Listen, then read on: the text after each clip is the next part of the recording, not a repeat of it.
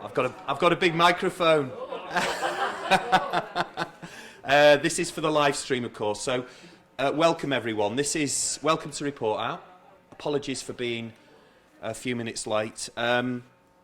We've got a shorter, but actually, really important report out today. So, very grateful for colleagues coming along to report out on the work. We're going to start with acute general surgery admissions value stream, RPIW 2, and we've got Andrew Smith reporting out, and you reporting out as well? No, is it just Andrew?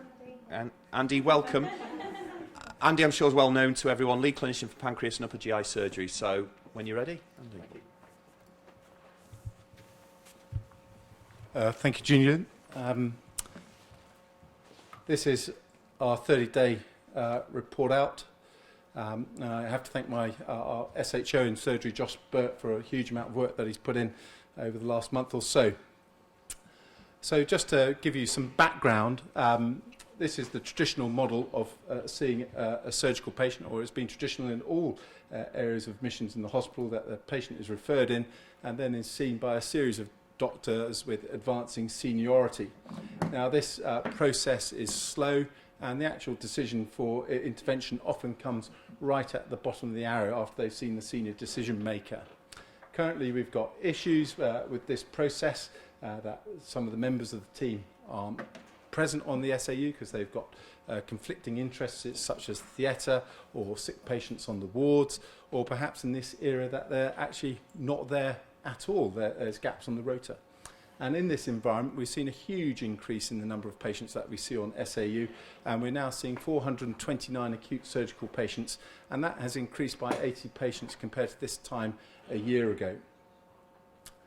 And this current process results in unnecessary admissions, particularly significant unnecessary waits, which reduces our patient satisfaction and leads to an unmanageable take. And the sensation for a lot of myself and a lot of my colleagues at all levels that acute is something that we just get through and get done.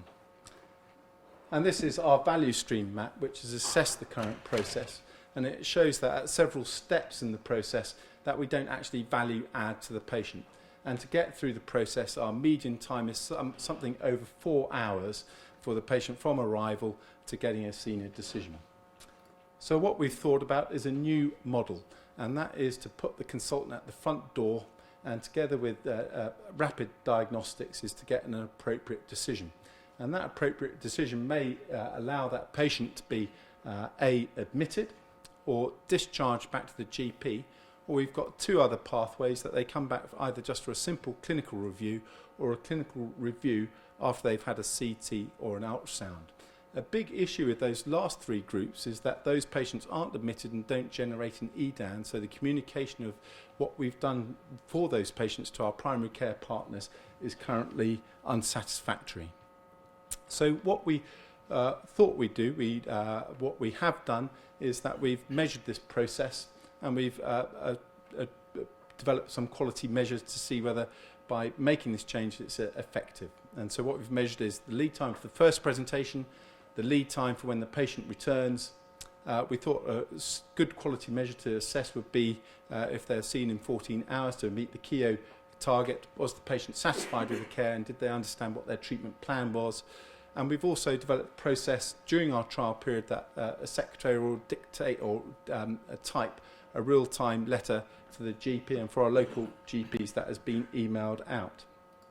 Now this is an unusual 30-day report out because we haven't instituted the change, because to do this it will obviously take significant change such as consultant job planning, and so we've simply retested. Now if I remind you all, this was our baseline with a lead time for news of about 4 hours and 6 minutes, and for returns 3 hours 55 minutes, and we didn't meet any of our other quality measures. When we assessed it for the first time, we assessed this over a couple of days, and we reduced our lead time to around 54 minutes for news and returns down to 36 minutes. And this looks like cooked data, but we got very good satisfaction scores, and we met the KEO target. And so we thought we'd repeat this for another day using a different senior decision maker from a different discipline in general surgery, and we look to be even better. Now that process lasts for longer, and we saw the same number of patients, but it was less busy. So it doesn't mean that we're getting more efficient in the process, it just means that it was a different day. But again, we met all our satisfaction scores, and it appears to be a process that is is worthwhile doing. So Yvette, when I met her on Tuesday, asked me to talk about this other process that we've entered into. We've decided to complement the Kaizen process by entering becoming a group that's entered the Surgical Ambulatory Emergency Care Network. And this is a network that's based on the long-standing emergency care network, which was initially developed for medicine. And what this group premise for surgery is that we can manage a significant proportion of our general surgical patients without admission to hospital, and they believe that this process will be as effective for surgery as day surgery was to elective care. And they have this mantra that we should treat all of our patients as day cases or ambulatory until proven otherwise. And I've showed this little diagram before, and what this process acts on is the benefit that you've seen from that early decision. And so if you've made your early decision, you know what you're doing, then you can get the patient either straight to theatre and get their procedure done, or you could place them in a virtual ward, send them home, and then bring them back the following day for an abscess drainage. So it keeps the patients out of hospital. And if you look at this graph looks at the number of patients from a typical surgical take against their length of stay. And the vast majority of our patients that we see have a short length of stay around the 1 to 2 day mark. And this process would target that group of patients and hopefully lead to significant efficiency savings, improve our flow through our unit. And what procedures do they think are possible for this process? Well, it's a whole gamut of stuff, from simple abscess drainage to hernias to appendicectomy and to potentially more advanced procedures such as laparoscopic cholecystectomy. And there's several units now in the country who are delivering this sort of care with a 23-hour stay, and they actually don't get admitted to the hospital bed. So what's the programme look like? So the programme, this is a busy slide, the programme has asked us to develop a team, and together with Lindsay Muchaviri, who's our matron for acutes, we've got help from our colleagues in ED, radiology and theatres. And we went down about 5 weeks ago for our initial meeting with the group where they explained the process. And the process is going to be a combination of workshops, webinars and site visits. And we had our first site visit just this Monday, where a group from the SAC came. We presented to them what we're currently doing, what we would like to do, and what our current issues are. They presented to us what they'd like us to do, where we go from here. And then we took them on a walk around the hospital, and they saw all the areas that our patient passes through. And hopefully next week we should receive, they don't call it a report, advice from them as to where we think we could get the best wins to improve our service. Also, we become part of this large network of hospitals that have been through the process before. We're in cohort 4, and obviously we can access the learning that they have undertaken. We can access their patient information sheets, for example, and we can go and visit their sites to see what is effective and what we can apply to us, because, to paraphrase Warren Buffett, it is always good to learn from your mistakes, but better to learn from mistakes of others. Thank you. Great.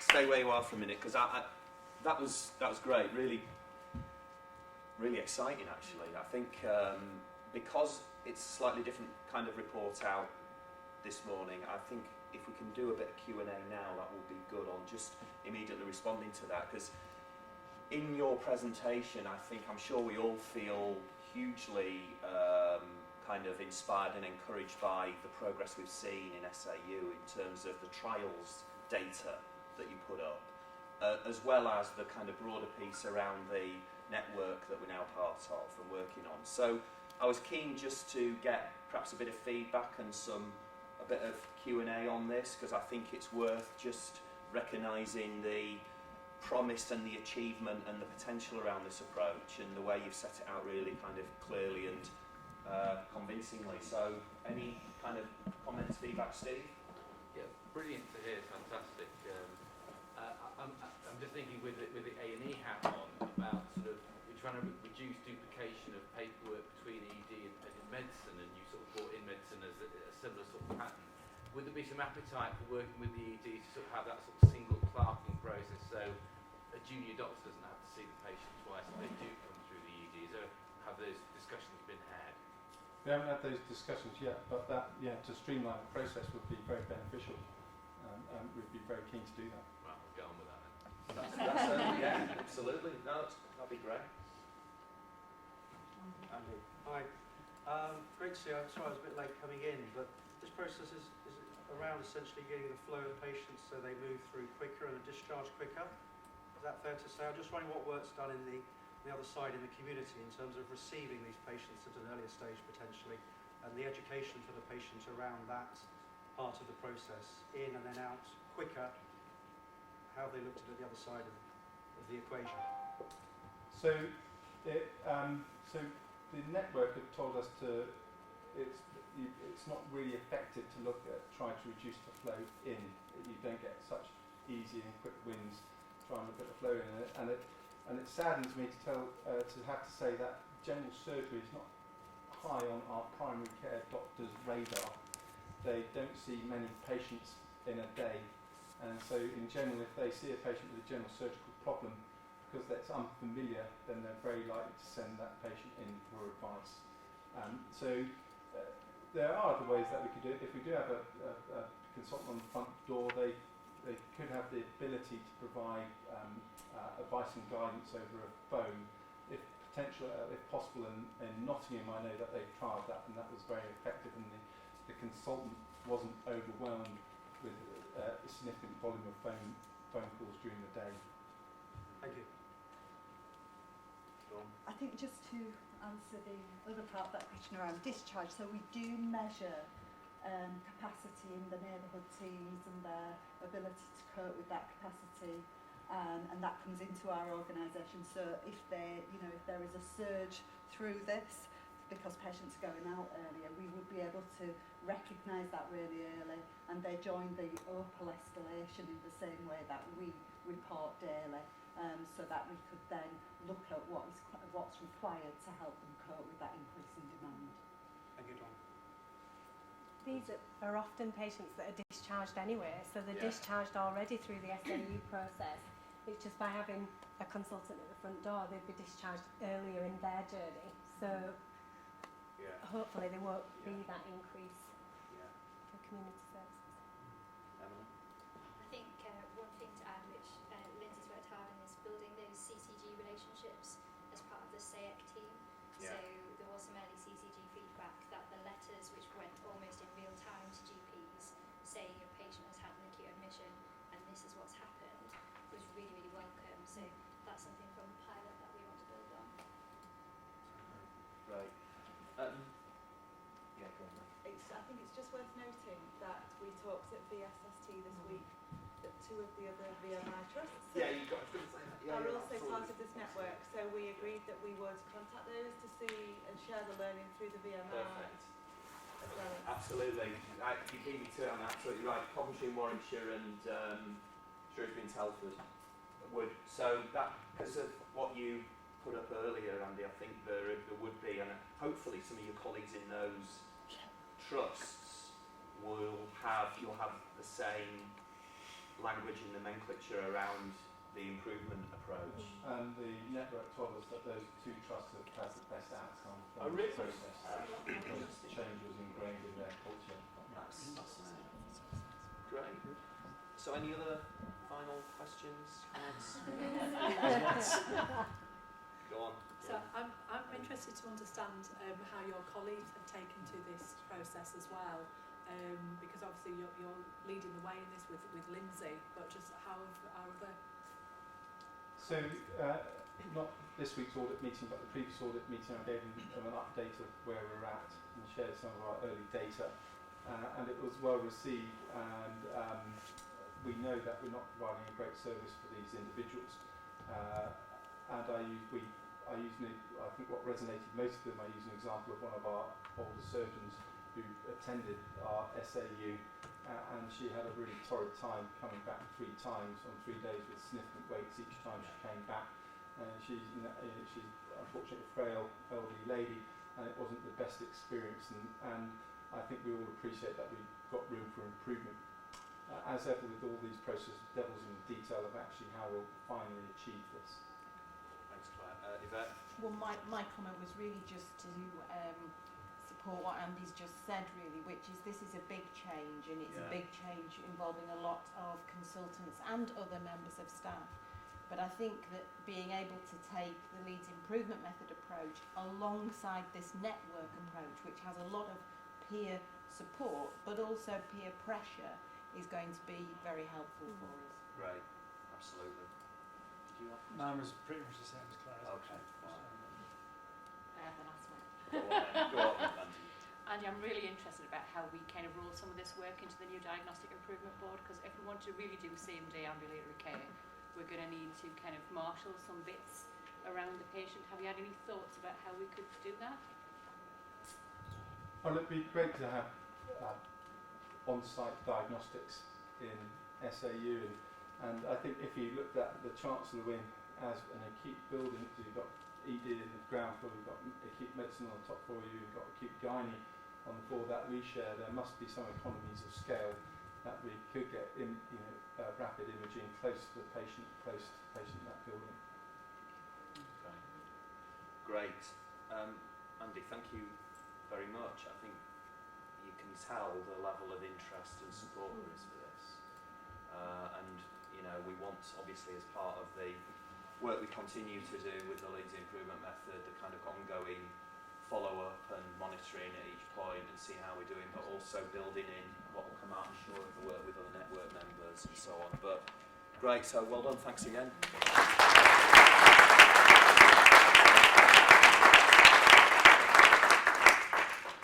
Excellent. Right, so we're always a nice moment is to recognise colleagues' achievement in terms of Lean for Leaders certification. So, Emily, your moment.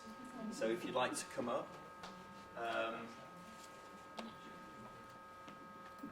Are you doing? Right. Okay, President. Okay, fine. Let me get it then. Great. So, gives me great pleasure to award to Emily your certificate for achieving Lean for Leaders, which, as we all know, is no mean feat. So, really well done. And I know you're putting it into practice in the CSU. So, congratulations. Thank you very much.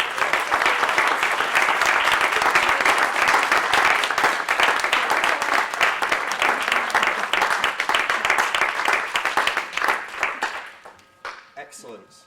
So, I think a shorter but perfectly formed report out today. Really pleased to be able to award Emily a certificate, and I think it gives us all encouragement in terms of continuing with Lean for Leaders. Lean for Leaders is growing and developing across the whole organisation, and it was one thing I'd say, particularly I think with Sheila along this morning. I was up at Chapel Allerton yesterday, and some of our new consultant colleagues that are joining us, the sort of excitement and buzz around the Leeds Improvement Method as part of the reason they're coming to Leeds in terms of recruitment, not only of consultants but all of staff. I think we're starting to get a recognisable sense of a brand around this work, and indeed, of course, the Leeds way.